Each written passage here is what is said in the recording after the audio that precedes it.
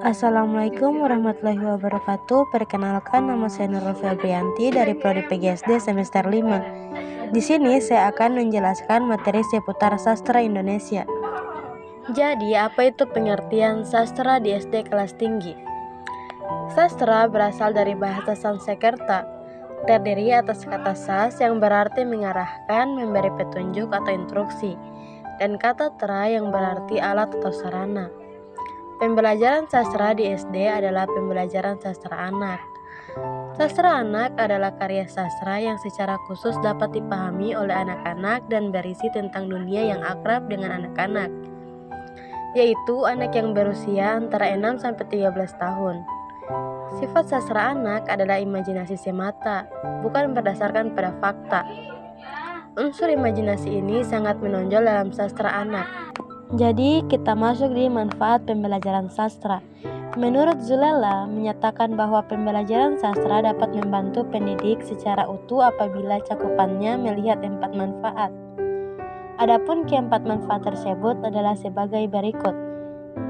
A. Membantu keterampilan berbahasa. B. Meningkatkan pengetahuan berbudaya. C. Mengembangkan cipta dan rasa. D. Menunjang pembentukan watak. Lanjut di jenis-jenis sastra di SD.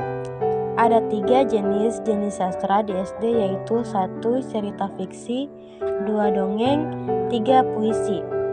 Nah, kita masuk di yang pertama, cerita fiksi.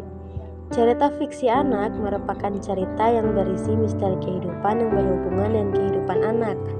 Maksudnya, sesuatu yang menjadi isi ungkapan dan yang ingin disampaikan penulis kepada pembaca, yang isinya dijalin dalam sebuah rangkaian alur yang menampilkan berbagai peristiwa dan tokoh yang jalin-menjalin, yang dikemas dalam bahasa dan narasi dialog.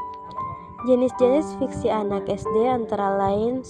Novel dan cerpen, 2. Fiksi realistik, 3. Fiksi fantasi, D. Fiksi historis, dan E. Komik sastra anak. Nah, pada novel dan cerpen, novel biasanya terdiri sendiri dalam sebuah buku, sedangkan cerpen pada umumnya dimuat dalam berbagai majalah dan surat kabar. Nah, pada fiksi realistik adalah cerita yang berkisar tentang isu-isu pengalaman kehidupan anak secara nyata. Cerita fiksi realistik menampilkan model kehidupan sehari-hari seorang anak. Misalnya, bagaimana kisah kehidupan seorang anak pemulung yang berjuang untuk dapat bersekolah. Nah, pada C, fiksi fantasi adalah cerita yang dikembangkan dengan menghadirkan sebuah dunia lain di samping dunia realistik, di mana cerita fantasi ini menampilkan tokoh, alur, karakter, dan yang lainnya yang kebenarannya diragukan, baik seluruh cerita maupun hanya sebagian cerita. Pada D, fiksi historis merupakan sebuah cerita yang mengungkapkan tentang peristiwa-peristiwa yang luar biasa atau gambaran yang bersifat historis, atau gambaran tentang kehidupan masa lalu. Dalam cerita ini disajikan fakta sejarah yang diramu dengan imajinasi.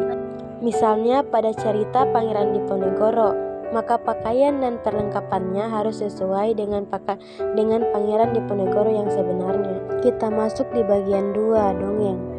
Dongeng merupakan sesuatu yang hidup di kalangan rakyat yang disajikan dengan cara bertutur lisan.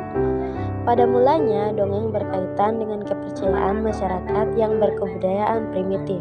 Berdasarkan isinya, dongeng digolongkan atas beberapa jenis, yaitu legenda, fabel, dan cerita rakyat. Kita masuk di bagian legenda. Legenda adalah cerita yang isinya tentang asal-usul suatu daerah. Contohnya, legenda yang sudah tidak asing lagi yaitu cerita Si Maling Kundang. Legenda ini menggambarkan keadaan anak yang durhaka kepada orang tuanya. Si Maling Kundang yang dikutuk oleh ibunya sendiri menjadi batu. Kita masuk di bagian B, fabel. Fabel adalah cerita yang digunakan untuk pendidikan moral.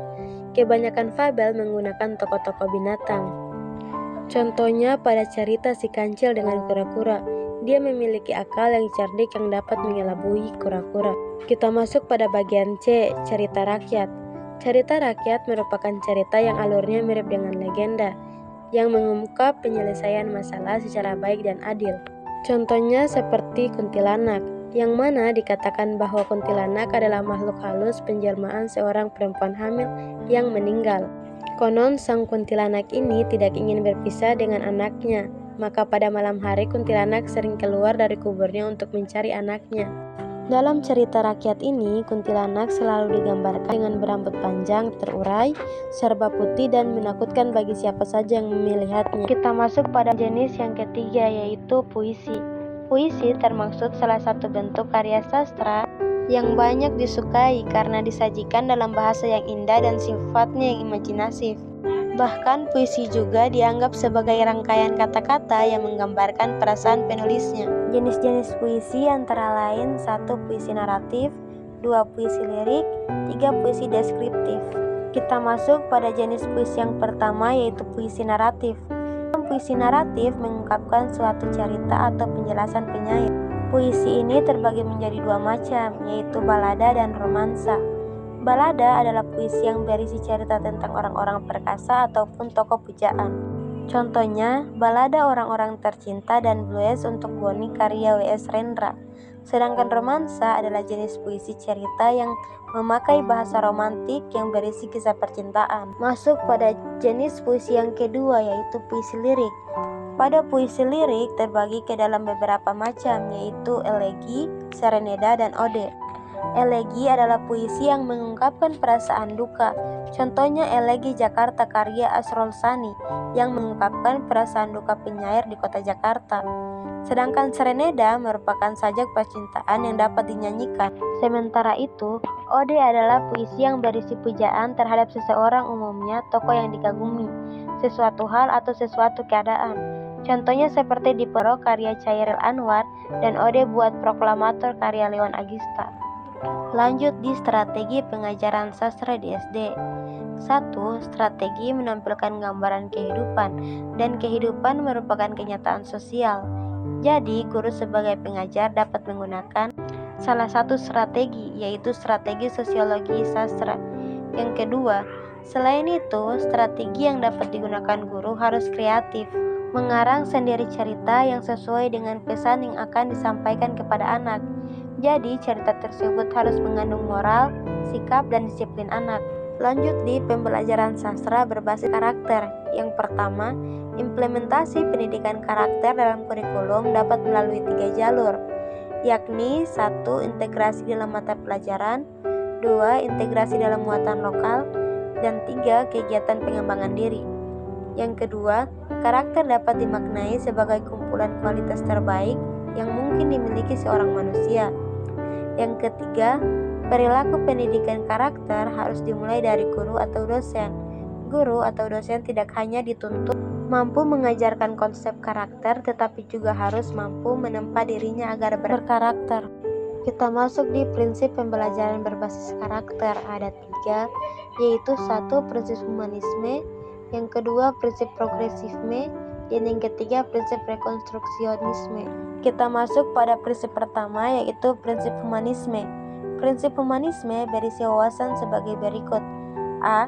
Manusia secara fitrah memiliki bekal yang sama dalam upaya memahami sesuatu. B. Perilaku manusia dilandasi minat dan motif tertentu. Dan C. Manusia selain memiliki kesamaan juga memiliki kekhasan. Kita masuk di prinsip kedua, yaitu prinsip progresisme, yang beranggapan bahwa A. Penguasaan pengetahuan dan keterampilan tidak bersifat mekanistis, tetapi memerlukan adanya kreativitas.